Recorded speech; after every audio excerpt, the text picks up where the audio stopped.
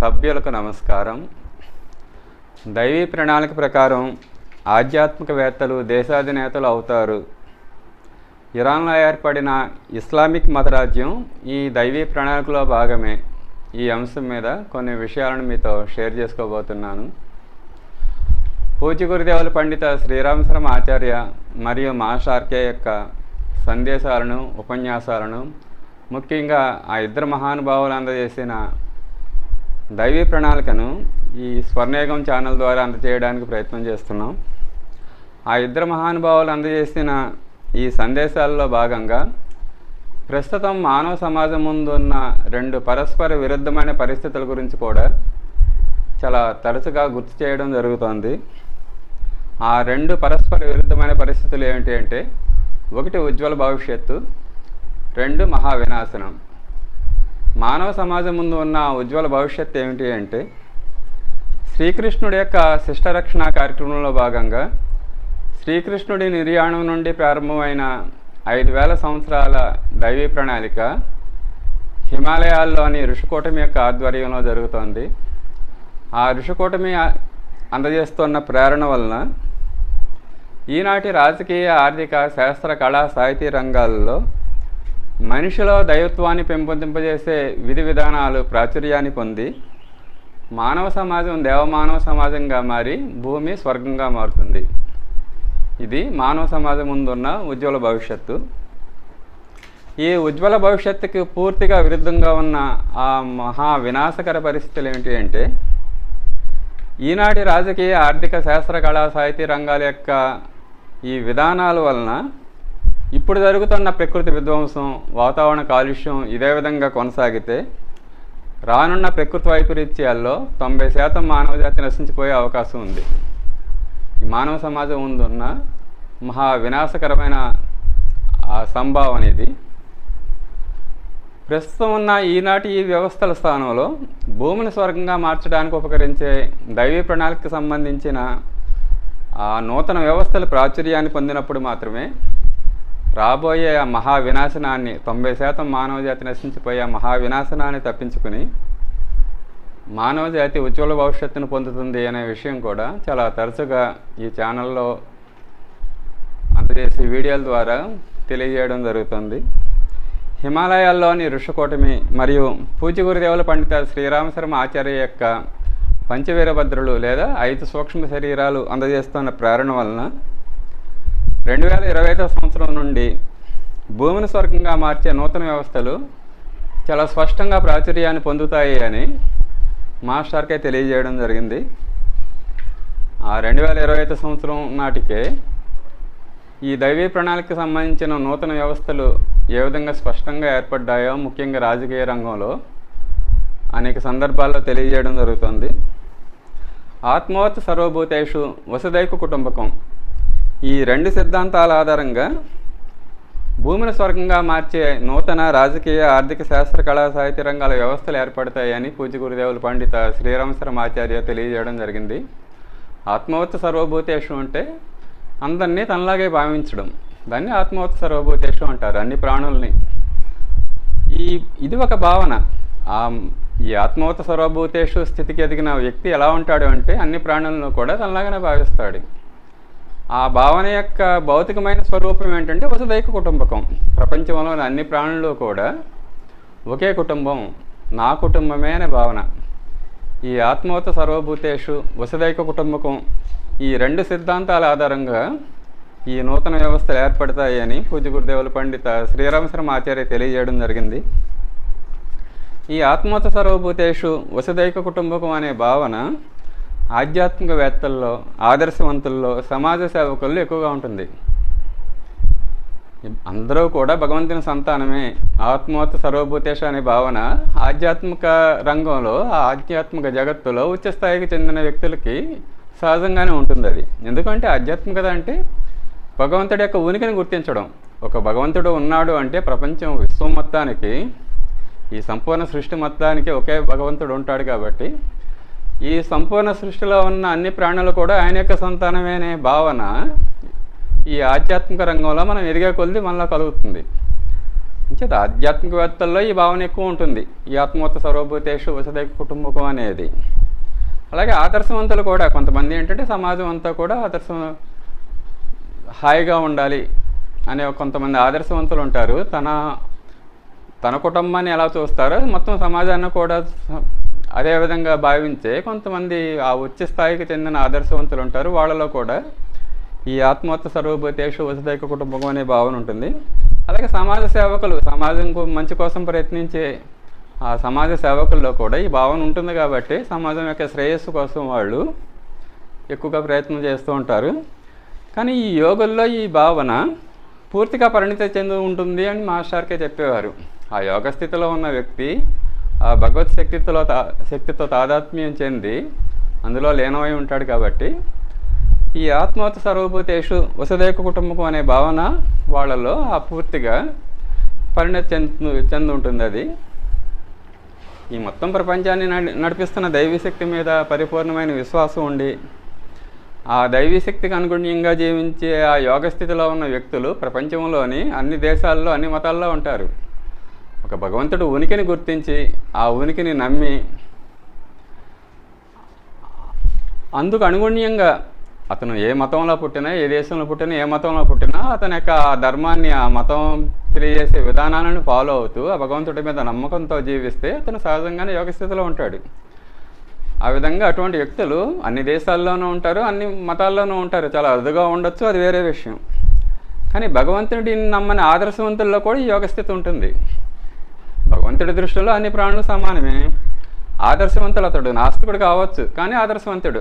అందరూ నాలాంటి వాళ్లే, అందరూ కూడా నాలాగే హాయిగా ఉండాలి అనే భావన ఉన్న వ్యక్తి అతడు నాస్తికుడైనా సరే అతనిలో కూడా ఈ యోగస్థితి ఉంటుంది. రాబోయే రోజుల్లో ఇటువంటి యోగస్థితిలో ఉన్న వ్యక్తులు ఆధ్యాత్మికవేత్తలు, దేశాధినేతలు అవుతారని మాస్టర్కే తెలియజేయడం జరిగింది.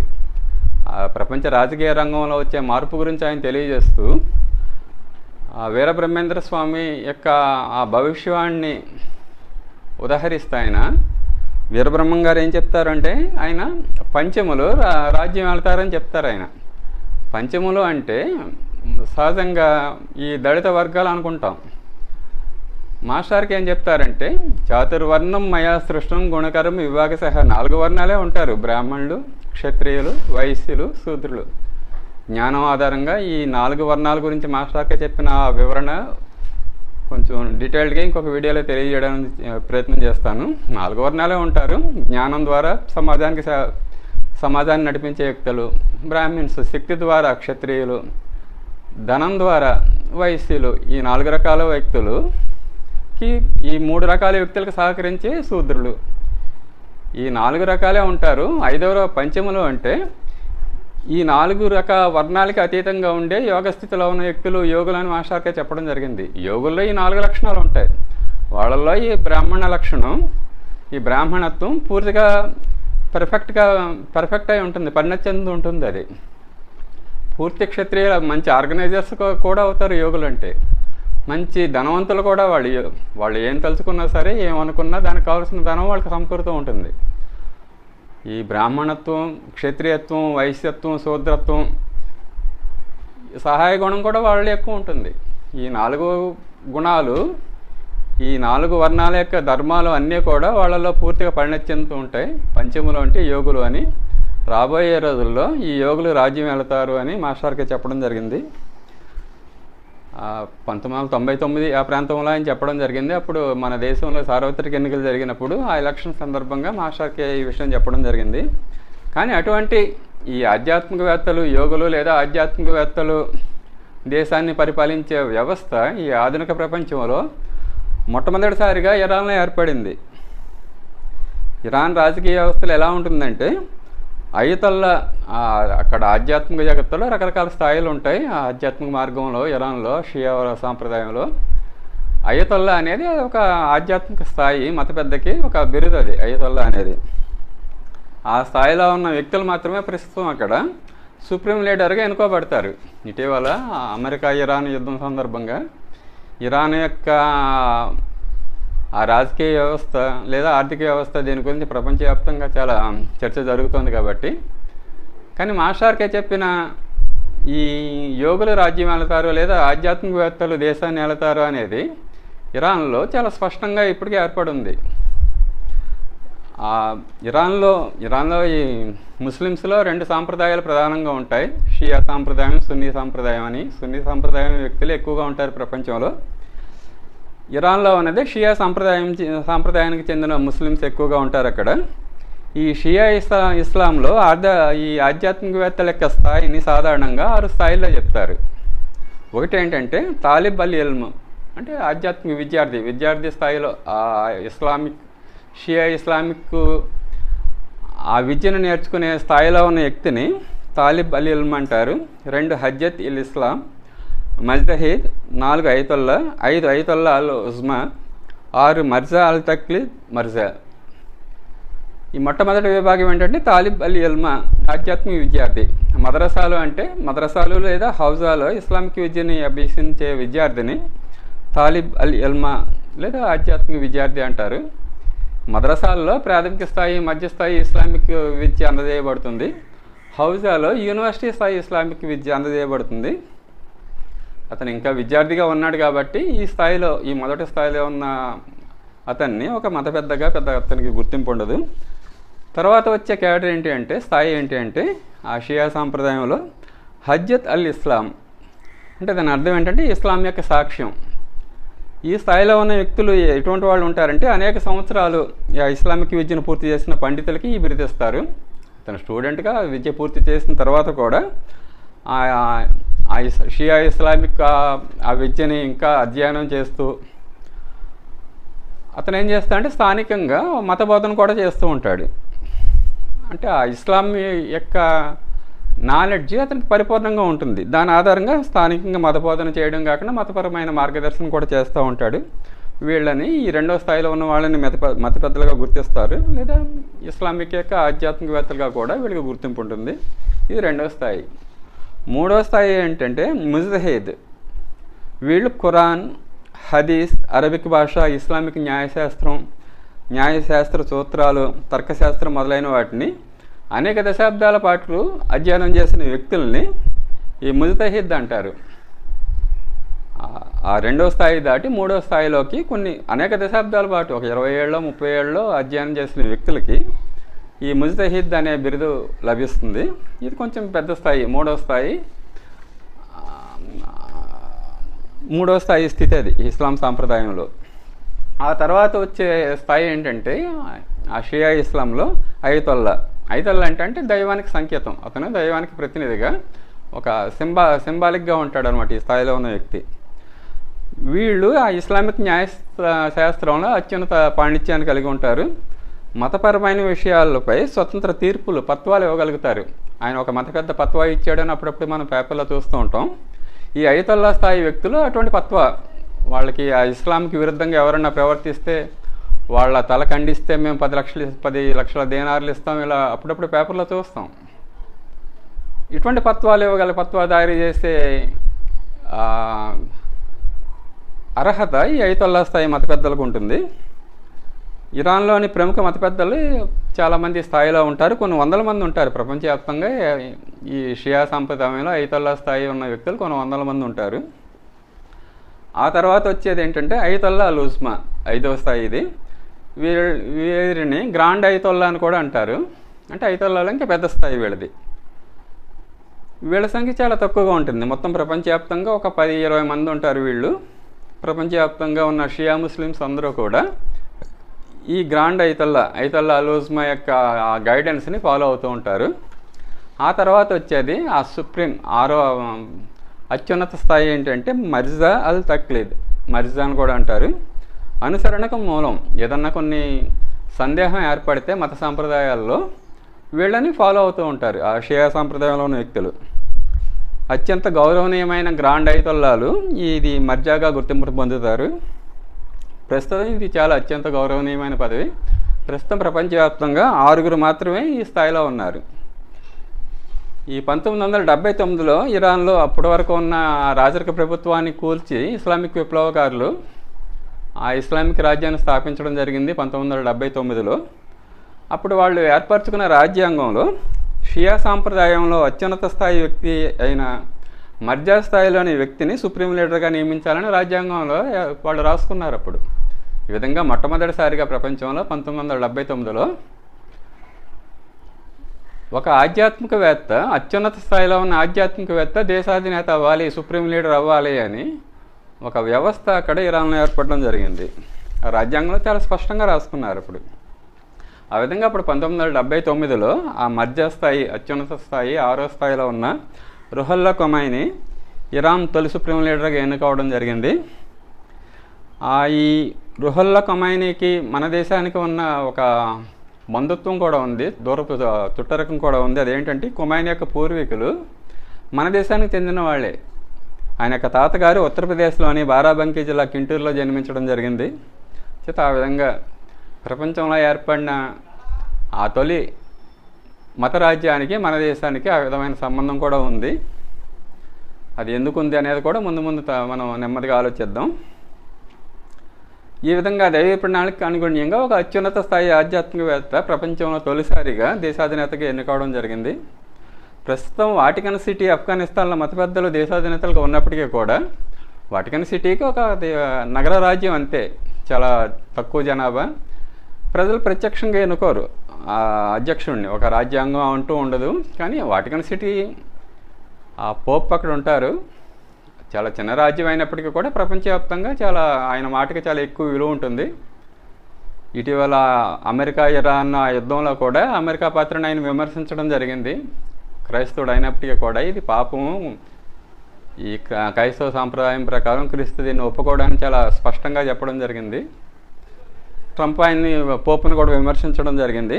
చేత ఒక వాటికన్ సిటీలో ఒక మత పెద్ద దేశాధినేతగా, రాజ్యాధినేతగా ఉన్నప్పటికీ కూడా చాలా చిన్న రాజ్యం అది. ఆఫ్ఘనిస్తాన్లో కూడా ఒక మత పెద్దే ప్రస్తుతం సుప్రీం లీడర్గా ఉన్నప్పటికీ కూడా ఒక రాజ్యాంగం కానీ ప్రజల యొక్క ఆయన ఎన్నికల్లో ప్రమేయం కానీ ఎక్కువగా ఉండదు. ఆ మిలిటరీ లీడర్స్ యొక్క ప్రమేయం ఉంటుంది. కానీ ఇరాన్లో ఈ సుప్రీం లీడర్ని, ఒక మత పెద్దని సుప్రీంగా లీడర్గా ఎన్నుకోవడం అనేది ప్రజల ద్వారానే జరుగుతుంది, పరోక్షంగా కావచ్చు. కానీ ఆ ఇరాన్ యొక్క పొలిటికల్ వ్యవస్థలో ఆ జీవితకాలం, ఆ సుప్రీం లీడర్ జీవితకాలం పదవిలో ఉంటాడు ఆయన. 88 మంది ఇస్లామిక్ పండితులతో కూడిన అసెంబ్లీ ఆఫ్ ఎక్స్పర్ట్స్ అనే ఒక ధార్మిక సభ ఆయన ఎన్నుకుంటుంది. ఆ సుప్రీం లీడర్ని ఎవరు ఎన్నుకుంటారంటే ప్రజలు కాకుండా 88 మంది ఇస్లామిక్ పండితులు అయి ఉండాలి వాళ్ళు. అసెంబ్లీ ఆఫ్ ఎక్స్పర్ట్స్ అని వాళ్ళు ఎన్నుకుంటారు. ఆ సుప్రీం లీడర్ని తప్పించే అధికారం కూడా ఈ అసెంబ్లీ ఆఫ్ ఎక్స్పర్ట్స్ అనే ఆ ధార్మిక సభకు ఉంటుంది. ఈ అసెంబ్లీ ఆఫ్ ఎక్స్పర్ట్స్లో ఉండే 88 మంది సభ్యుల్ని ప్రజలు ఎన్నుకుంటారు. ప్రజలు 88 మంది ఎక్స్పర్ట్స్ని ఎన్నుకుంటారు. ఈ 88 మంది ఆ సుప్రీం లీడర్ని ఎన్నుకోవడం జరుగుతుంది. కానీ ఈ 88 మంది ఇస్లామిక్ మత పెద్దల్ని ఎవరు ఎన్నుకుంటారు?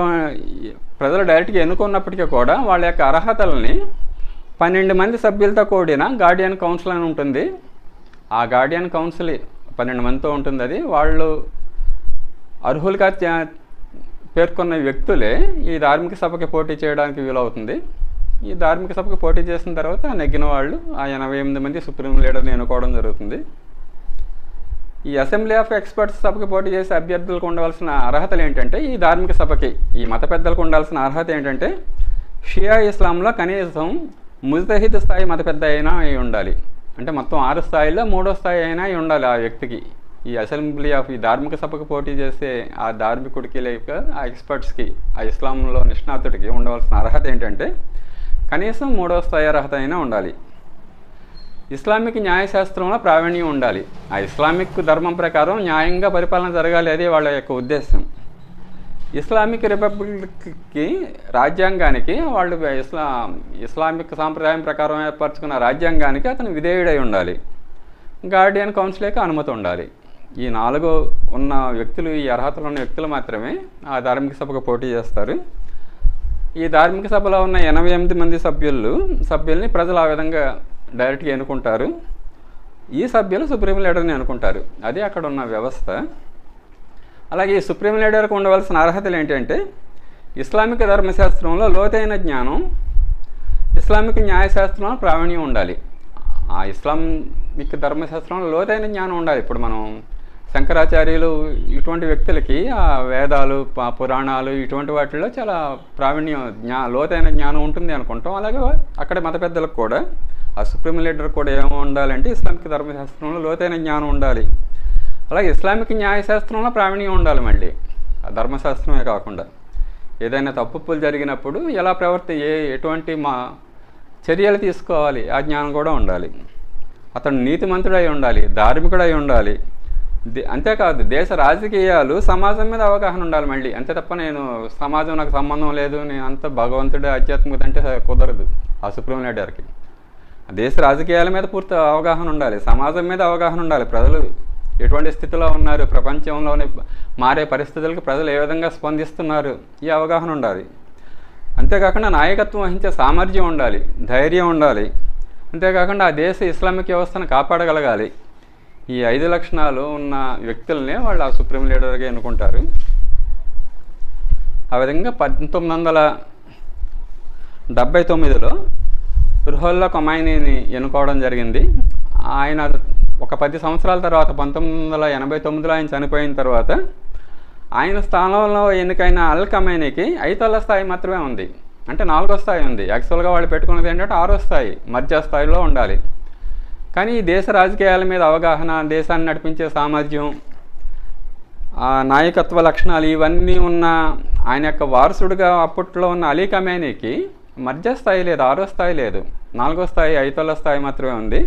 అంచేత వాళ్ళ రాజ్యాంగాన్ని సవరించుకొని అప్పుడు ఈ అలీ ఖమైనీని మొదట అతను ఆ పేర్లు ఒకేలా అనిపిస్తాయి మనకి ఆ ఇస్లాం దాంట్లో ఆ పేర్లు తెలియకపోతే. రుహుల్లా ఖొమైనీ, ఇతను అలీ ఖమైనీ. ఈ అలీ ఖమైనీ 10 సంవత్సరాల తర్వాత సుప్రీం లీడర్గా ఎన్నుకోవడం జరిగింది.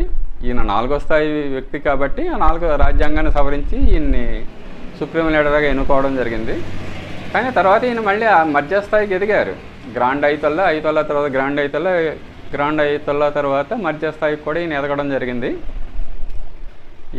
ఈయన చనిపోయి మొన్న అమెరికా చేసిన బాంబు దాడిలో, ఇజ్రాయెల్ చేసిన బాంబు దాడిలో చనిపోయే టైంకి ఆయన మధ్యస్థాయిలోనే చనిపోవడం జరిగింది. ఆ ఫిబ్రవరి 28న ఈ అగ్రనాయకత్వం మీద ఈయన చనిపోవడంతో ఇజ్రాయెల్ చేసిన దాడుల్లో ఈ అలీ ఖమైనీ చనిపోవడంతో ఆయన కుమారుడు ప్రస్తుతం మస్తాబా ఖమైనీని సుప్రీం లీడర్గా ఎన్నుకోవడం జరిగింది. ఈ విధంగా ఇరాన్లో గత 47 సంవత్సరాలుగా ఆధ్యాత్మికవేత్తలు దేశాధినేతలుగా పరిపాలన చేస్తున్నారు. ఇరాన్లోనే కాకుండా మాస్టర్కి ఏం చెప్పారంటే ప్రపంచవ్యాప్తంగా కూడా ఈ ఆధ్యాత్మికవేత్తలే దేశాధినేతలు అవుతారు.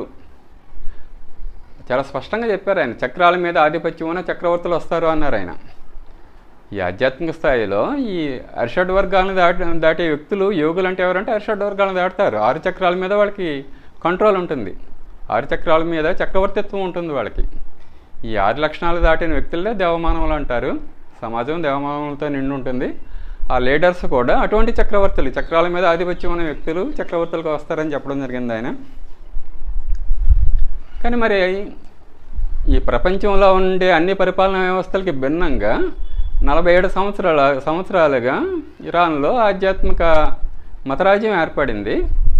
మరి ఆ మతరాజ్యం వల్ల ఇరాన్ యొక్క పరిపాలన ఏముంది, దాని యొక్క స్థితిగతులు ఏమున్నాయి అనేది కనుక మనం పరిశీలిస్తే, ఈ అమెరికా ఇతర పశ్చిమ దేశాల, యూరోపియన్ దేశాల ఆంక్షలను తట్టుకుంటూ గత 47 సంవత్సరాలుగా, 79 నుంచి ఇప్పటి వరకు 47 సంవత్సరాలుగా ఇరాన్ సాధించిన పురోగతిని కనుక మనం పరిశీలిస్తే, ఇరాన్లోని ఆధ్యాత్మిక పాలనా విధానం చాలా ఘన విజయం సాధించిందనే చెప్పవచ్చు. ఎందుకంటే ఇరాన్ సాధించిన అతిపెద్ద ఘన విజయం ఏంటంటే అగ్రనాయకత్వాన్ని యుద్ధం స్టార్ట్ అయిన ఫిబ్రవరి 28న తొలి రోజున కోల్పోయింది ఇరాన్.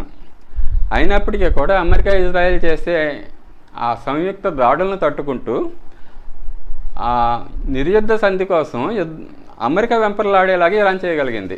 అంత శత్రు దుర్భేద్యంగా ఇరాన్ ఈ 47 సంవత్సరాల ఆధ్యాత్మిక పాలనా విధానంలో అంత శత్రు దుర్భేద్యంగా మారింది. అయోధ్య అంటే జయింపశక్తి రానిది అని చెప్పేవారు మాస్టారు.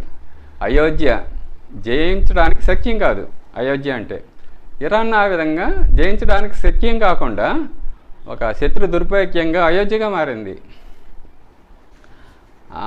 ఈ శత్రు దుర్భేద్యంగా మారడమే కాదు, గత 47 సంవత్సరాల్లో కూడా సామాజికంగా కనుక ఇరాన్ సాధించిన పురోగతిని మనం మన దేశంతో కనుక పోల్చి చూసుకుంటే ఆ ఇరాన్లోని ఆధ్యాత్మిక పాలనా విధానం సాధించిన ఆ విజయాలు మనకు బాగా అర్థమవుతాయి.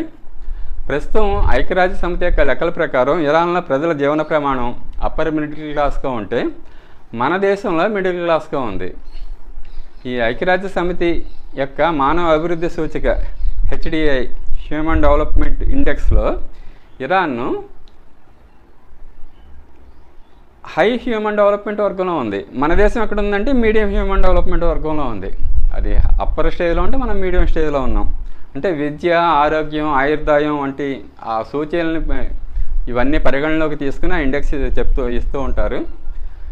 అంటే విద్య, ఆరోగ్యం, ఆయుర్దాయం మొదలైన విషయాల్లో మన దేశం కంటే కూడా ఇరాన్ చాలా పై స్థాయిలో ఉంది.